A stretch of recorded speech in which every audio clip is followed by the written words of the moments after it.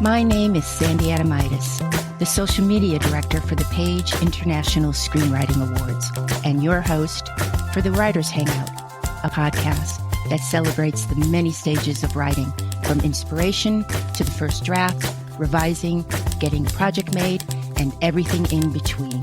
We'll talk to the best and the brightest in the entertainment industry and create a space where you can hang out, learn from the pros, and have fun.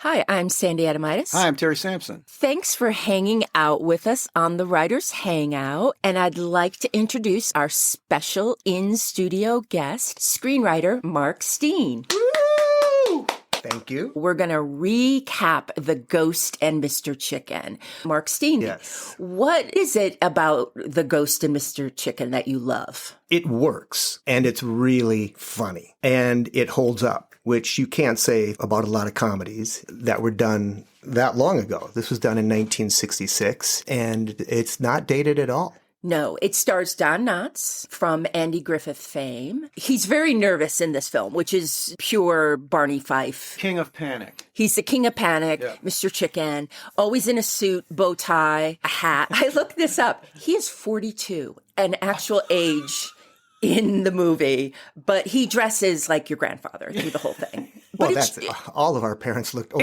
in their high school pictures. It's just something about that era. Exactly. He's very, very charming. Well, he was very smart. This was his first starring in a film. He did The Incredible Mr. Limpet before this. And everybody loved him as Barney Fife. That was where he achieved his fame and success. So rather than try to make something completely different, he knew what people loved about him. And he said, let's make a movie with the same traits that made me so successful. Yes, leaning in, as they say in the thousands.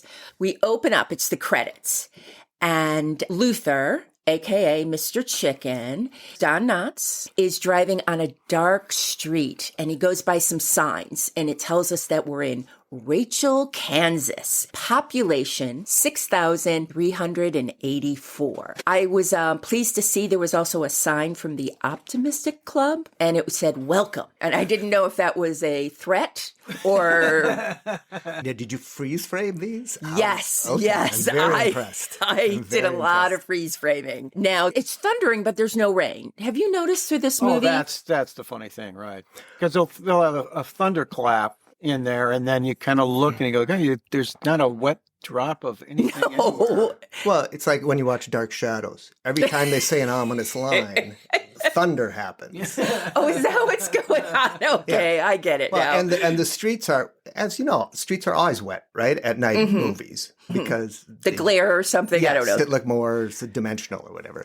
But yes. Now, it's still the credits, and Luther is driving past a drunk man in front of in an Edsel Corsair.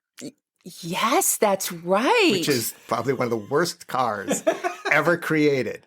And I read that they gave him that car on purpose to help promote that he's kind of a lovable loser. Yeah. Really? Yes. It's that deep. It's that deep. Wow.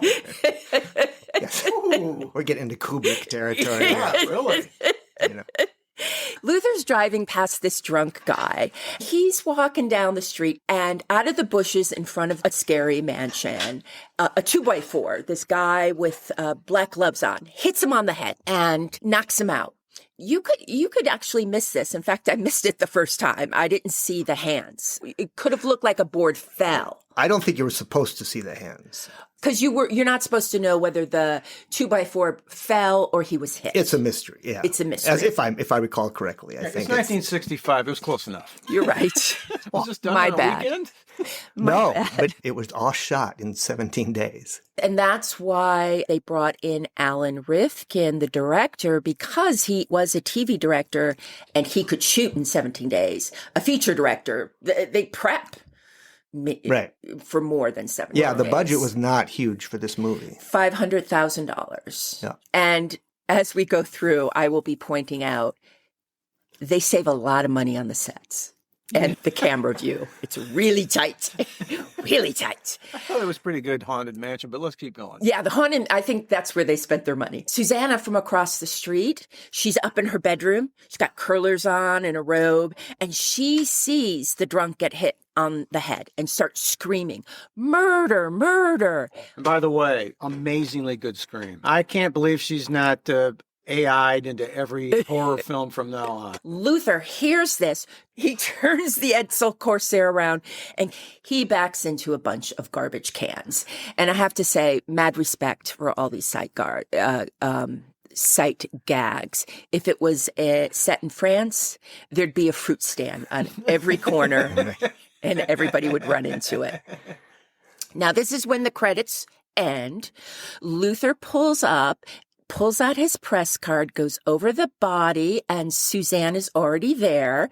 And she said he's dead. Luther takes notes and pictures while Suzanne keeps screaming and repeating over and over. Bang!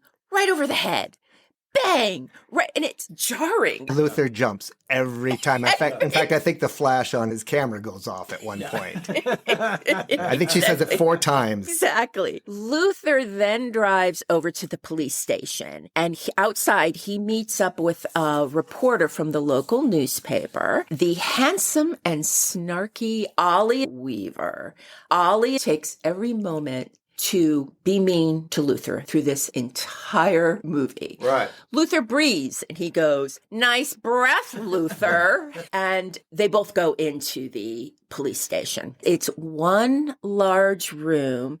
And did you notice there's 2 guys in the corner playing checkers? Yes. They aren't dressed like cops. And I don't think Rachel, Kansas, population of 6,384, maybe 83. Could be. Needs 2 undercover cops or detectives? I don't think they are cops. No, these are I stragglers. think they're just hanging out Yeah. at the station because there's a checkerboard there. Yeah, you haven't spent enough time in small towns. They happen to be by there. The board was there. We're playing. Yeah. Okay. So if I go to the North Hollywood police station, will I find a checkerboard No. in the lobby area? You may be hosed down by mistake immediately, but no checkers. Okay. I've been there as a customer, and there's no checkerboard there. Okay. Anyway, it feels late when Luther and Ollie burst into the police station, yet the chief's there. And he's sitting behind what looks like a mini Law and Order set. Yeah, he looks like it's he's very high up. They're always elevated. For some reason, the cops are always elevated when you walk in. It's for that swift law thing that you need at that hour. The power of the law. I will get a hammer, and the next thing you know, justice. And then the editor of the newspaper arrives, George Beckett, who is A.K. the second Darren, Dick Sargent. Right. We all know the second Darren is Bewitched. I don't know what season it was, but in the middle of the season or at the beginning of a new season, there was just a new Darren. Yeah. Well, he was actor. the second Darren, and coincidentally, the second Gladys Kravitz is also in this movie. Yes. Yes, you're absolutely right. Now, Luther's talking too fast and everybody's saying, calm down, calm down. And he can't explain what is going on. And then finally he shouts, calm, calm. Do calm and murder go together? Murder and calm? So great. Luther declares that Calver Weems, a.k.a. the drunk guy, was murdered. He's got everybody's attention now. And as he continues to talk, Calver Weems walks in, guided by his wife, who demands her drunk husband be put in the tank. And I guess this happens all the time because the chief hands the wife the keys and says, put him in cell 3. Yeah, that's an Andy Griffith callback. Is it really? Yeah. I'm sure Aunt B had The keys? Yeah, keys to the jail. Okay. And Luther says, you can't be here to him. You're dead. And he goes, no, I'm not. He goes, yes, you are.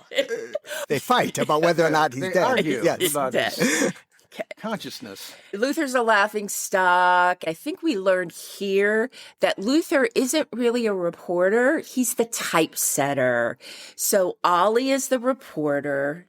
And Luther's the typesetter, and Beckett is the editor. So it's a 3-man newspaper. Right. Yes. And by the way, that never happens.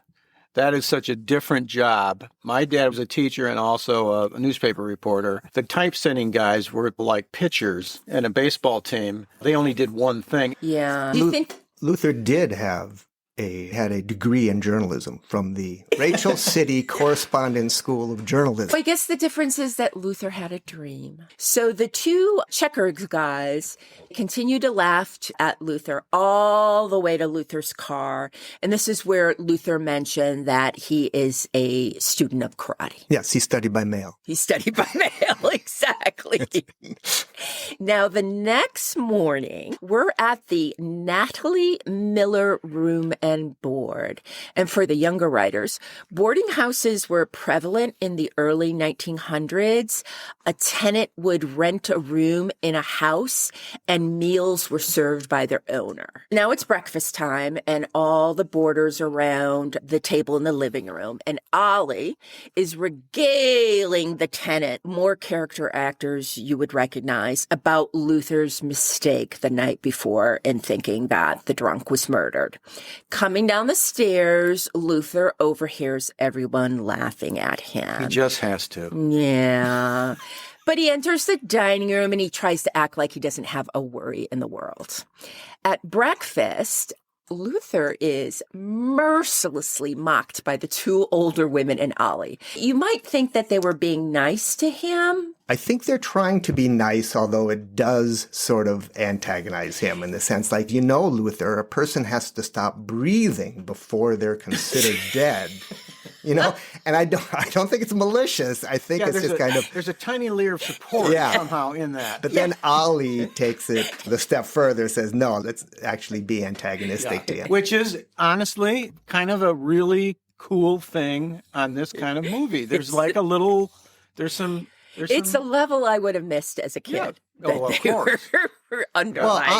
Just from a writing point of view, Ollie plays such a huge... he's a motivating force personally for Luther throughout. Yes. He's the antagonist.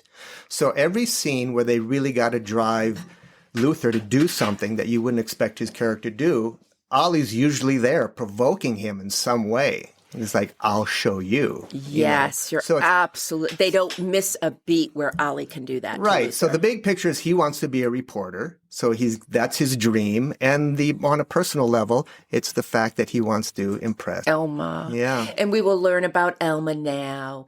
But before that, here we learn that the house from the night before is the Simmons Mansion and known by the entire town as the Murder House. And a little trivia thing is it's right next door to 1313 The Munsters house, yes. That's the address. They're right next to each other? They're right next to each other. On the Universal back lot? on Colonial Street at Universal, yes. Oh, that's great. Now, it's known as the Murder House because a murder-suicide occurred there 20 years earlier. Mr. Simmons killed Mrs. Simmons, and we learned that the murder house is going to be torn down by Nick Simmons, right, who is in town from Chicago. He's a businessman. Yeah, he's got big pants. He's a big pants boy. He's a big pants guy. He's going to teach these schmucks all about life. Now, Nick Simmons was questioned about the murder, but he was cleared. Now, we hear a car horn. It's Elma Parker, Joan Staley, the town beauty in her blue convertible, there to pick up Ollie. Let's just take a pause here and say, Don Knotts, we all love Don Knotts, especially the three people in this room, but Don Knotts is a 4 on the 10 scale. Could be a 3. And Elma is a 10. She is smoking hot. She's a lovely gal, and I don't naturally, probably even at 8 years old, put those two together, frankly. Saying, what's going on here? She was a Playboy centerfold. Yes. That's right. Yeah. She was Miss November, 1958. They put her in a brunette wig, but she had blonde hair. Oh, is that right? Yes. Did not know that. Born in Minneapolis, my hometown. Oh, Bertham Beautiful in Minnesota. Yeah, I made him great there. All I have to say. I Now, Elma is there to pick up Ollie. Yep. And we know that a woman like Elma wants to date a man who lives in a bedroom of a boarding house and doesn't own a car. I mean, at least Luther has a car. Oh, he's got a car. It's an It's almost a car. but it's a car. So close to a car. So, Ollie, tell the owner of the room and board to tell Elma he'll be out when he's done with breakfast. Ollie, you do not deserve Ma. No. I could not believe it. Ollie and he loves says Ollie. it in such a casual way. Yeah. Luther excuses himself and he slips outside to talk to Elma because he is hopelessly in love with her. That's right.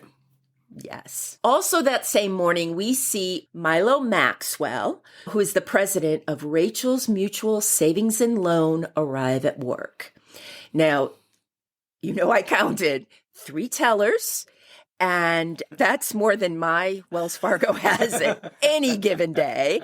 Lots of people in line. It's a busy place, and much like the police station, it is one large room. Yeah, that's They all saved it is. on walls. Yeah. They just set up the camera. See, so 8 ATMs have put actors out of work. Yes, you're right. Yeah, but the nice thing is no checkerboards in the entire bank. Not a one. Not a one? You can't get a game in there. No, it's business. Come on. A young woman tells Milo Maxwell, even though Milo can't miss him, that Nick Simmons is waiting for him. Milo apologized for being late because his wife had a surprise seance for her birthday.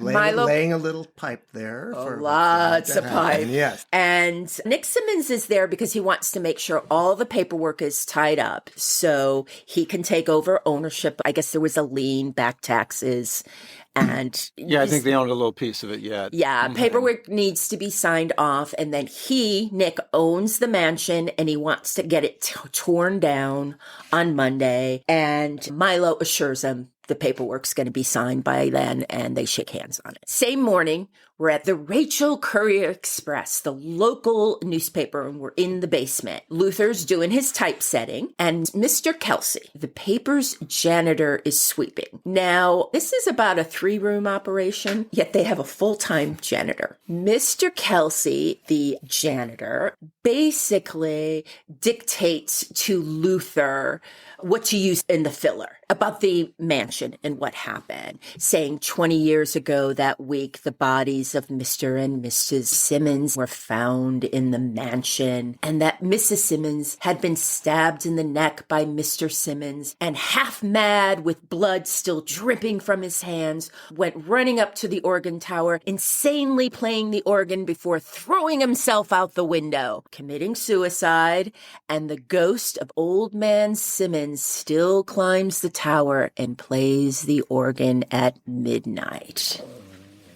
Do you remember when they read the article later? Do you remember what the last line is? I'm sure Luther Heggs wrote. What was it? He said, the horribleness and the awfulness of it will never be forgotten. Yes. The next day, Beckett, the editor, is walking to work, and he gets accolades from a Mrs. Halcyon Maxwell. Now, Mrs. Halcyon Maxwell is married to Milo, the savings and loan prick. Great Rita Shaw.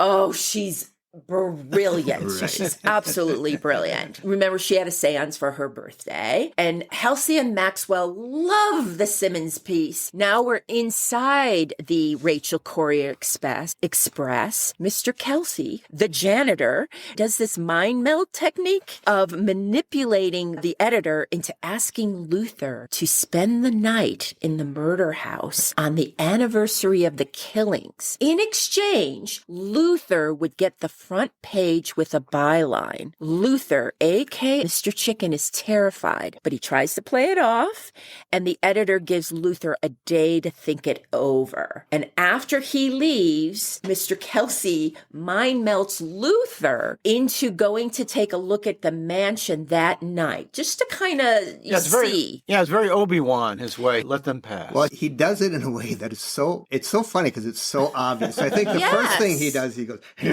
to try to get attention from Beckett and Ollie. And then he wants to introduce the idea of Luther. So he just randomly opens the door and says, Luther, how you doing down there? Luther goes, just fine. Then they go, oh, what about Luther? What about Luther? It's a dream character for a writer. If you don't know how to move the plot forward and make it entertaining, bring in Mr. Kelsey. Really just moves the characters around the board. Let me do a callback, if I may. Do you think the hands in the beginning of the show, were those Kelsey hands? If we're supposed to see the hands, yes. Right. If we're not supposed to see the hand, I think we're getting into conspiracy.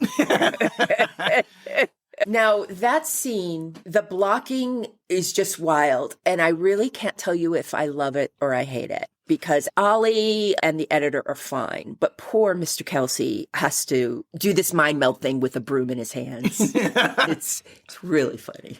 By the way, can you just say what great actors these all are? So good. Now we have a quick scene. Luther's lurking outside the murder house. It's dark. And he runs into Nick Simmons, who scares the heck out of Luther. Nick Simmons says the house isn't for sale. And Luther says, oh, I guess I'll have to build it. Yeah. Oh, I guess I'll have to build it. Well, every time he has to think fast, he just says the stupidest thing. At one point, what does he say? Why don't you run down an alley and yell fish? Or something like that. What was that?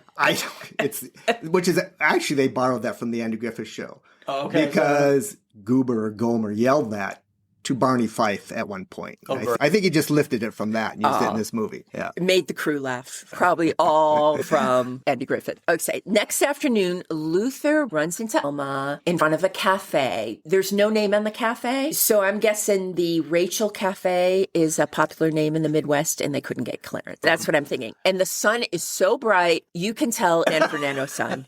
110 degrees. You know you're in the back lot of Universal. Mm-hmm. Elma invites Luther to lunch, but Luther has to mail a package for the editor, so Elma goes in to get them a table. And of course, I love the energy of him getting to the mailing the thing off. He makes a meal out of mailing that letter. It's the greatest. I love this scene. She has to go in and get a table. He mails a letter, so he takes him out of the picture for a little bit. He comes back, and he finds Elma sitting in a booth. But she's sitting with a strange man who's eating his lunch. And Elma explains, it's the only table available. He'll be done shortly. So Luther, Don Knotts, has to stand. And of course, what does he order? Chicken noodle soup, right? So they start to have a kind of a normal lunch, and he's struggling to eat the soup standing up while this guy is watching. He's busy, and this guy eating his lunch is listening in. He's like, aren't you almost up to your Jell-O? Because he says earlier, as soon as I finish my Jell-O, I'll leave. The scene has some great lines in it. It's like he's talking about the newspaper game, I think, or something like that. And he's going to work on a big story. And she's like, I thought you were just a typesetter. Like, well, yeah, but I'm also a journalist. I've got the degree from the same college Rafe Johnson went to. And she goes, oh, really? Who's Rafe Johnson? He's like, oh, he's the guy who covered that dead whale that washed up on the beach in San Francisco. And she's like, oh, okay. He's legit. You want to flirt with a woman and talk about dead whales. And eventually the stranger who's eating his lunch leaves, and in pops Ollie, right? Luther doesn't have a chance. And this is where he sets up, I hear you're going to spend a night in the haunted house, and betting around town that you won't do it. And this is where it drives him to say, you better believe I'm going to do it. I'm going to go there. And what I love about this scene and throughout the movie, and just as far as for comedy writers, one thing that they do throughout the movie is every scene like this one has something else going on in it. Yes. I mean, almost every scene. And it's brilliant because when you write scene after scene and it's just linear, like I want the scene to accomplish this, it just feels dry. And it's like they seasoned every scene with some sort of comedic bit. Right. And in this one, it is the guy sitting there and him having to stand while eat his soup. And I mean, you could randomly just pick a scene and I could tell you what they're doing. Even in the driest of scenes, like later in the courtroom scene where the lawyer is presenting his case and the judge is like, where's my water? It was over there. He goes, yeah, I need my water. And then the lawyer resumes and he goes, where's the Bible? You can't have it. You can't have a trial without a Bible. And Jerry had it or something like that. Yeah, I like too that he comes back with a specific person who had it. Almost every scene has something like that. There's what the scene wants to accomplish and then how are we going to make it funny? It's a master class in exposition, how to do it. Yes. Because all these scenes are an information dump. There's so much information is in the dialogue. And it doesn't feel like it. And I was happy to see that there is a person of color living in Rachel. One. Yeah. One. She happened to be the waitress, but at least there was a person of color. And had a funny line. He storms out and he says, "Put it on my tab." And she goes, "You don't have a tab." Exactly. It's one of the best lines in the whole thing.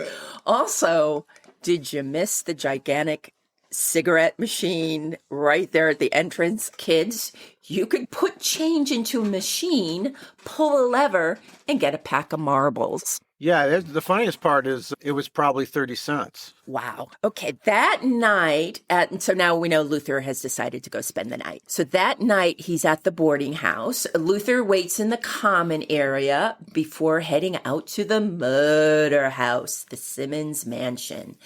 The women once again scare the bejesus out of Luther with tales of what they remember that night 20 years ago was like. Natalie Miller, the owner of the boarding house, reminds everyone the keys to the organ still have blood stains. Nobody can get them out. And Mrs. Cobb says, and they use Bon Ami. Yeah, we heard that. Through the whole movie, another gag. Right. And I couldn't figure out what she was saying for the longest time. Bon Ami. Bon Ami. Yes. Available, I believe. Yes, it is. Probably the two most famous lines from this movie are "Attaboy, Luther," and they used the Bon Ami. Every single time the keys are brought up, she says that. Yeah. It's been around for 130 years. They take pride in using simple ingredients to produce a high-quality cleanser that works. Is this sponsored, this show? They stand behind their product, as so does Martha Stewart. They didn't know whether or not they could put this in the movie. I guess the legal department had trouble getting an answer, and Don Knotts got impatient, called up, "I'd like to speak to President Bon Ami." I would like to speak. And he said, "We want to use it in a movie." And the guy said, "Sounds great." That's how he got permission. It's cute. All three women continue to mess with Luther, and they kiss him on the cheek. Unintentionally. I think it's intentional. I think it's unintentional. So I think she goes, "I'll see you tomorrow." And one of the women goes, "God willing." Another great setup. Then they kiss him. They kiss him goodbye. Yeah. For the first time. Cheek and the forehead. This is the last time they'll ever see him. And he walks off like he's going to war. Yeah, right. So we're now in front of the murder house, and the wind is whooshing, and Luther approaches the front gate of the murder house, and Ollie jumps out of the bushes and scares our hero.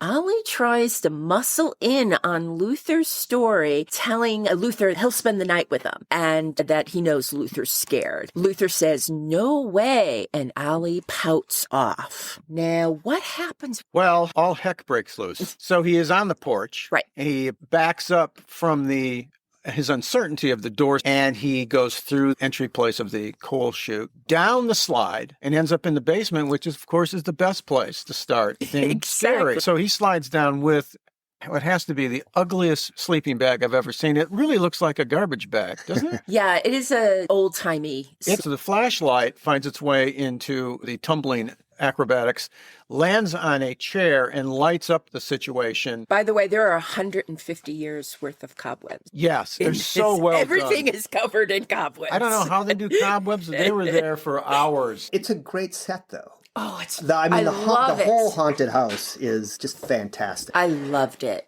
All the levels, stairs, corners, the knickknacks. I love looking what set decides to put in a room. Yeah. I think that's my favorite part. I think this would draw me in. As an 8-year-old, that's when I was in. Mm-hmm. I don't think I really caught on to Alma at the time or what the heck was going on. Well, this whole sequence up to the organ is scary. And for a kid, it's entertaining and it's fun. It's not just purely scary. Yes. Right. And they did it so well. They did the tone great. Yep. And the composer is brilliant. He just leads you into the scares, the lulls, everything. He wrote this score in 4 days. Wow. Which is amazing because it's fantastic. One of the movies where you always connect the music to the movie. That makes it so great. Well, there's actually only 2 major pieces in it. And the Yes. Which is based on a 1936 song by the Jones Brothers called Mr. Ghost Goes to Town. Oh my gosh, I didn't know that. Yeah. It works great. Yeah. And if we're going to talk about Vic for a minute, Vic Mizzy, The composer. And also the evil, scary music is exceptional. A lot of fifths and fourths sliding around in minor keys from the organ.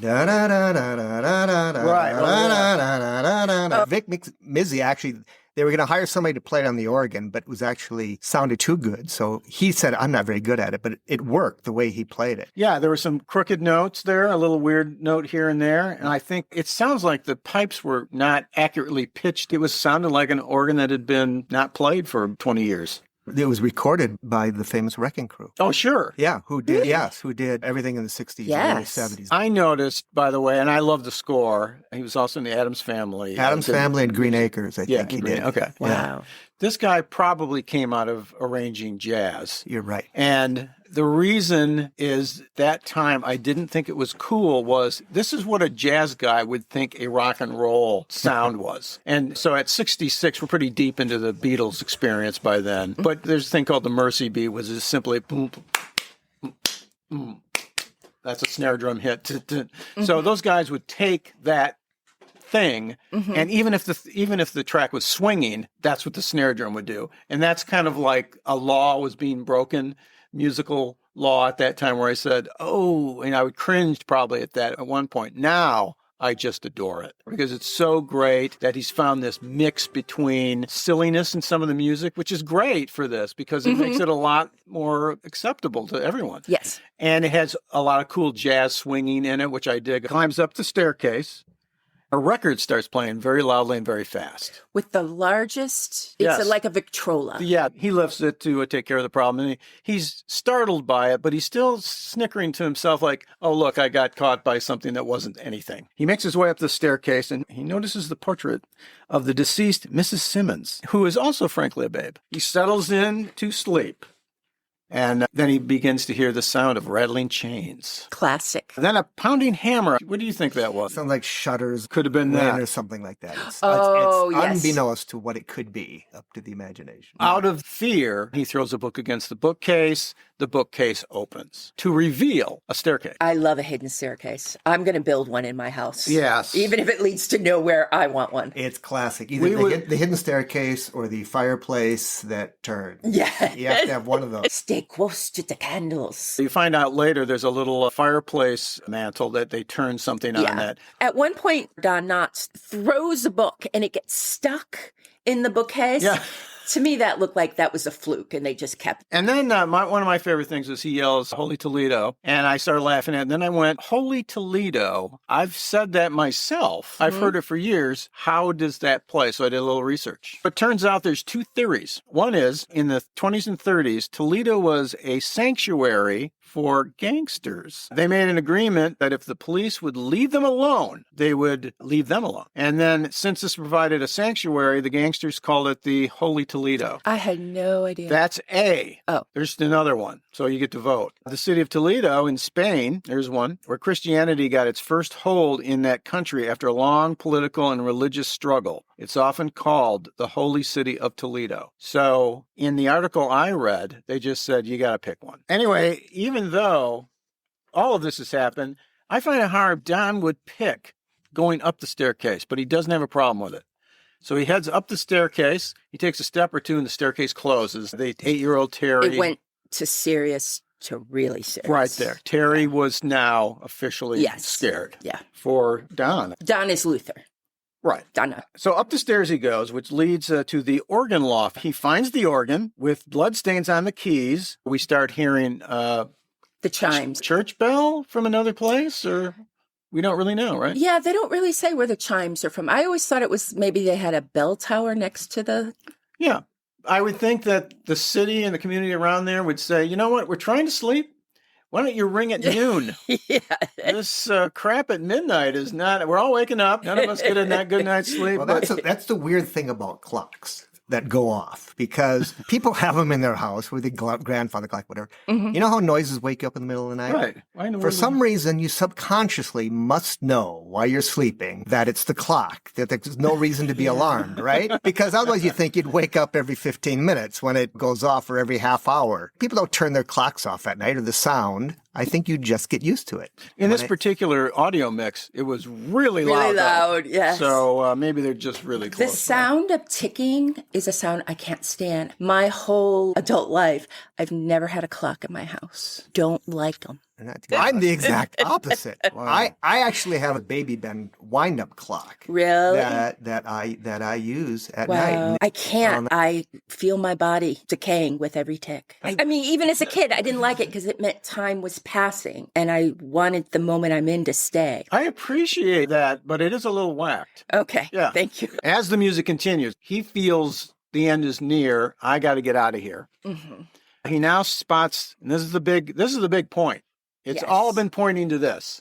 He looks at the portrait that he saw earlier. It now has gardening shears in the neck with blood running down it. Yes. And so I don't know another photograph or painting that has blood before. So this is new. And he's startled by that quite a bit. He spots it. He sees Mrs. Simmons. He sees the neck and the blood, and out he goes. And a very good non-stunt double feint. That's right. It's very, very good. I noticed that Yeah. feint. It's almost like a drag queen's death fall, but he does it slowly. Yeah, it's Kind great. of. It's great. It's I really forget, good. did it look like there was a pad there to catch him or anything? No, How about that? It was Yeah. all the legwork. And the look on his face is fantastic. Yes.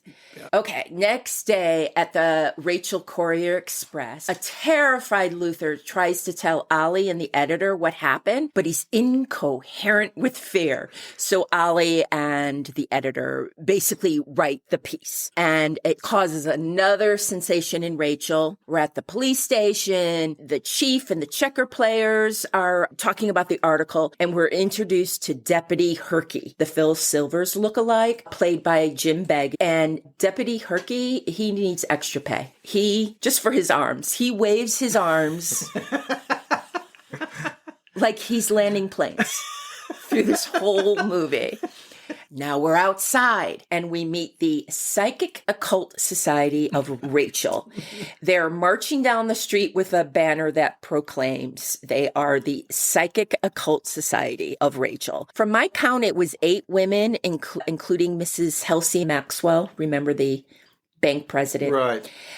Women march up to the murder house, which now has 2 police officers keeping bystanders off the property.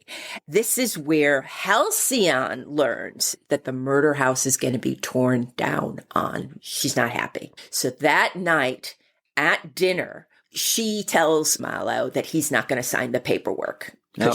And he can't do anything about it because she owns 51% of the paper. Now, this scene I love this scene too, and it's very reminiscent of Miracle on 34th Street, where the department manager is. Right. He's very nervous, and I think he's pulling at his eyebrows whenever, and he's being sort of dictated by his wife what to do. Yes, women, I understand where the phrase battle axe comes from, because women did portray in comedies a lot that the men would always be skinny and frail, and the woman would be larger, and she would oppress. Yeah, you're right. And it's almost as if there's a physical pedant as well as that 51%. And she's basically threatening her husband and terrorizing Yes. him. And at the end, she goes, "Milo, you've hardly touched your tapioca. No wonder you have such a nervous stomach."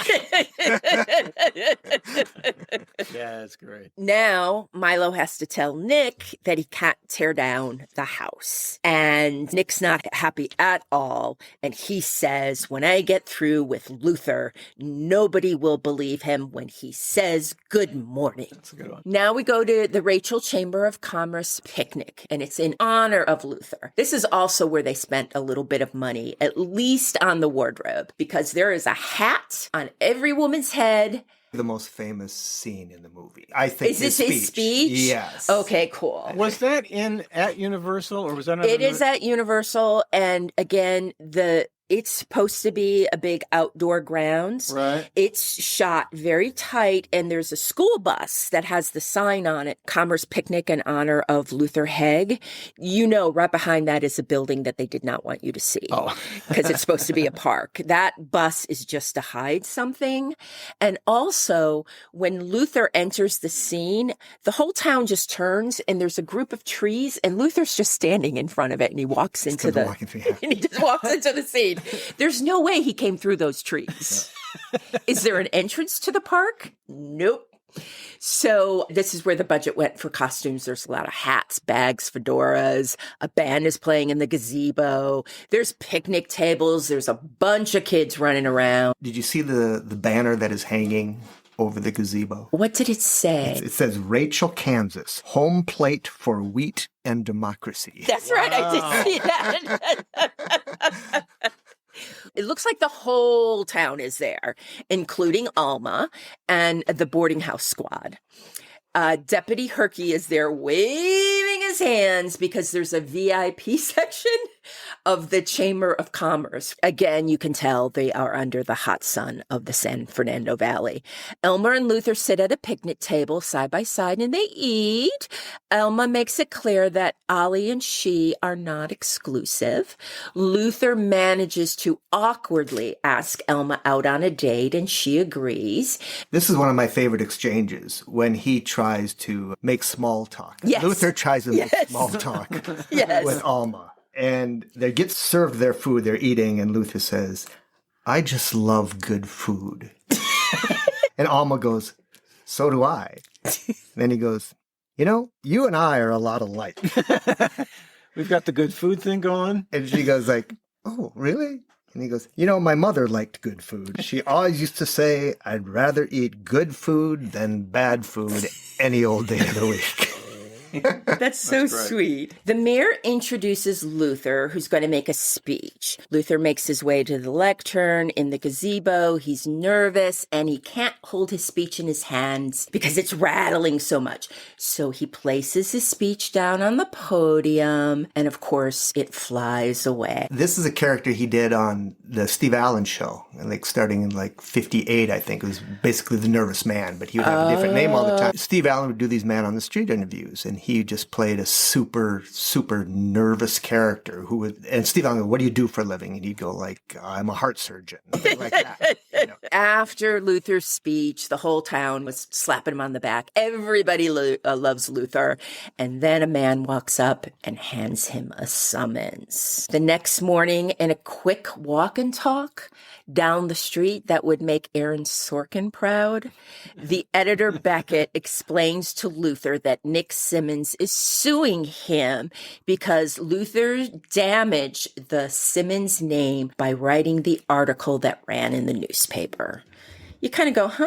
But, you know, okay. Mm-hmm. Luther and the editor enter the Rachel Hotel and take the elevator to room 51.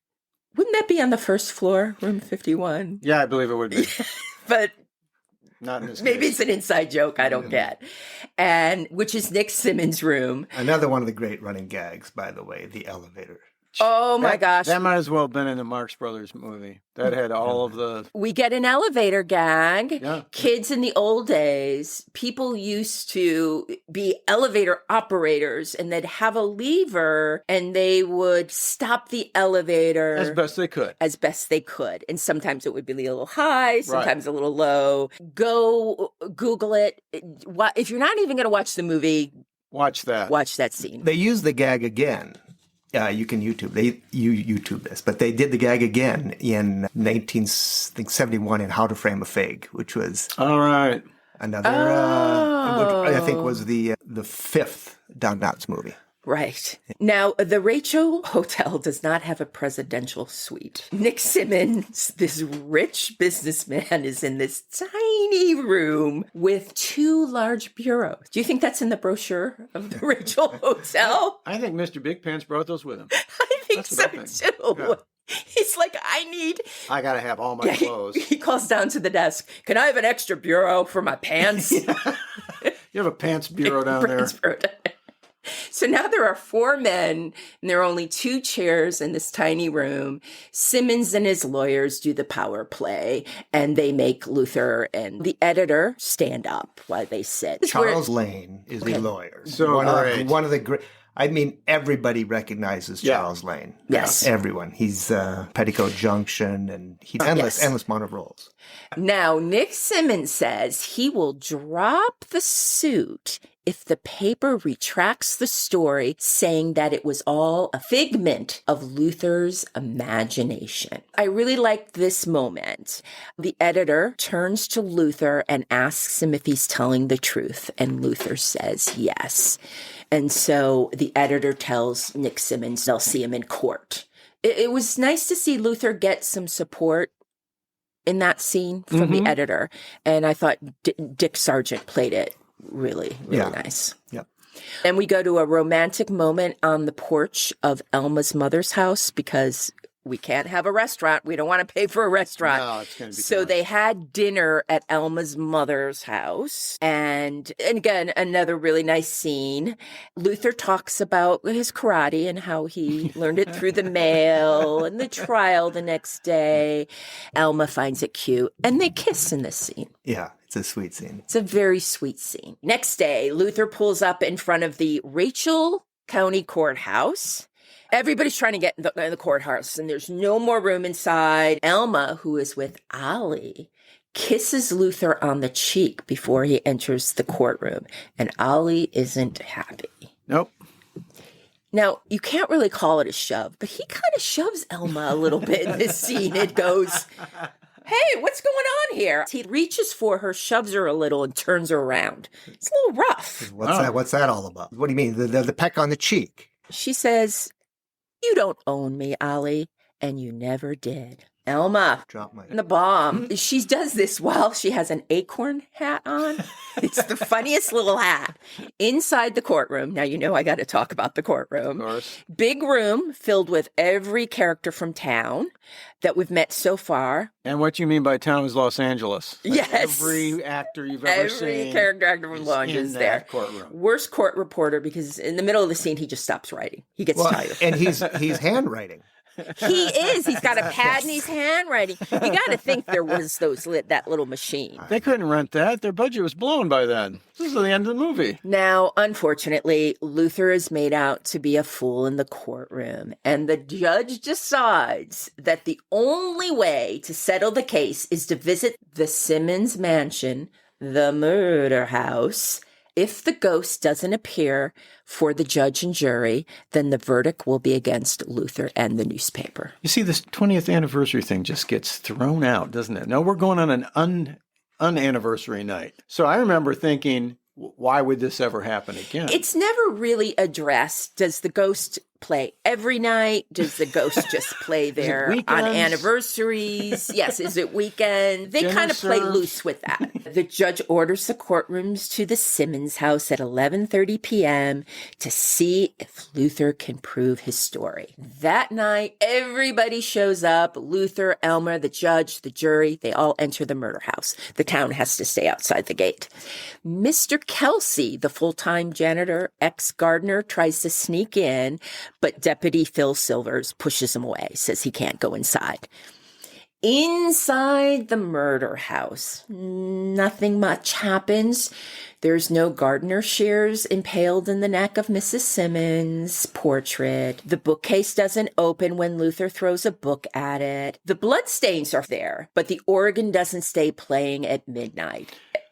Yeah, Don Knotts does his fantastic, I am now an expert, and I will now show you how this happened before. This is his other really great skill, is to come in and say, all right, I'm going to lead you through this. The bravado. The bravado, yes. Don Knotts. The bravado is brilliant. That gear is fantastic as well. He is a docet of dreams. Everybody is pretty disappointed, and they leave. Elma stays behind, and she's checking out the bookcase, and she finds the lever, and the door opens. Now, outside the mansion gates, Luther's with Halcyon Maxwell, the occult lady, and the editor. Luther is sad And he's really sad, and he gets kicked in the stomach one more time. The editor tells Luther he has to find a new job. And when Luther starts to say that it wasn't his fault, that he was telling the truth, the editor raises his voice at Luther and says, "Leave me alone, Luther. It breaks it's your very harsh. heart. Don't ever speak to me again." Yeah. Yeah. Right. It's sad. Just leave me alone. Well, we all know he's just one mail letter away from getting another education in something. He'll pick himself up. Now the editor leaves, and then Halcyon smacks Luther with her purse. Yeah, that was great. Out of the blue, the organ starts playing. Luther, with less hesitation than I've ever seen him before in the whole movie, climbs the stairs to the organ room and discovers Mr. Kelsey, the janitor. Jamming. This scene is shot so well because, again, it's scary for a kid watching this, and it is shot almost the same way as the silent Phantom of the Opera. Yes. Where she is approaching someone who is hunched over the Hunched organ, over, yes. doesn't know who it is, and then finally turns and reveals. So you're wondering what role is being revealed. Yeah, who is it? Right. Who is it? Is it Mr. Simmons? And even when you see his face, you go, I still don't know what's going on. Mr. Kelsey explains, it looked like the organ was playing by itself that night Luther was there because he placed a tuning board under the organ. I don't know the mechanics, but yeah, I'll go with that. Well, yeah, and just a little side note, there is no tuning. If he runs down and he says that under the pipes is a tuning board. Yeah. But when he runs down the stairs, you see the pipes and there's no tuning board. Yeah, it's there. very, No one would know that unless they've seen the movie 40 times. Like me. It's so amped up at that point. You just go with it. Mr. Kelsey would have made the organ play earlier, but remember, Detective Phil Silvers wouldn't let him in. Then we hear Elma scream. Remember, Elma found this secret bookcase about an hour ago? Right. She takes her time. Mr. Kelsey, he pulls a button from underneath the organ, and the door opens to the secret passage, and we see Nick Simmons is holding Elma hostage and threatens to kill her if they don't let him go. What? Yeah. Why is he in the passage? I don't know. Well, but we're going with it. We're going with it. It's time for him to be revealed. That's why he's there. Right. Yeah. Mr. Kelsey holds up the garden shears and shows them to Simmons. He says, "These are the garden shears that you killed your aunt with and tried to pin on me. It's no use to tear the house down now. Everybody's going to figure out about the passage and that his alibi was a lie." Mr. Kelsey then stage whispers to Luther, because they are inches away from each other. Yes. They're just right next, opposite each other, to go around and get Nick Simmons from the back. Luther does this, and you see him run all through the house, gets to the bookcase. He figures out to move the thing on the fireplace, and he knocks Simmons out with a body slam. Yeah. First a karate chop, which Simmons fails. Not even aware of. No. He doesn't even feel it. No. But he does acknowledge it by saying, "Stay away, Egg, stay away." And then he doesn't know what to do, so he throws his whole body against him. Yes. Now then we cut to, we're still at the mansion. Nick Simmons is tied up, literally rope wrapped around his body. Cartoon capture. He's like a cartoon. Yes. Mr. Kelsey and Luther tell the cops Nick killed his aunt and uncle 20 years ago, and that Mr. Kelsey found his gardening shears in Mrs. Simmons' neck. Mr. Kelsey took the gardening shears because he didn't think anyone would believe him that he didn't do it at the time. Nick Simmons tried to set him up. And then Nick used the secret passage to act like he just got home. And that's why his alibi was deemed viable and he was cleared. And because the house was going to be torn down, this was Kelsey's last chance to get the murderer, Nick Simmons. We end with Luther and Elma's wedding. And after they say I do and walk down the aisle, the organ starts playing scary music all by itself. Yes. With a pan of everybody in the wedding. Yeah. Yes. Very long pan of everyone in the wedding, yes. The end. Yes. Well, writers, if you're looking for a Halloween movie, especially a Halloween movie that you can watch with the kids, we highly recommend The Ghost and Mr. Chicken. That's a wrap for the Writers Hangout. Thanks so much for listening. If you enjoyed the show, please subscribe, like, and thrive. Till we get to hang out again, keep writing. The world needs your stories. The Writers Hangout is sponsored by the Page International Screenwriting Awards. Executive producer, Kristin Overn. Producers, Terry Sampson and Sandy Adomaitis. Music by Ethan Stoller.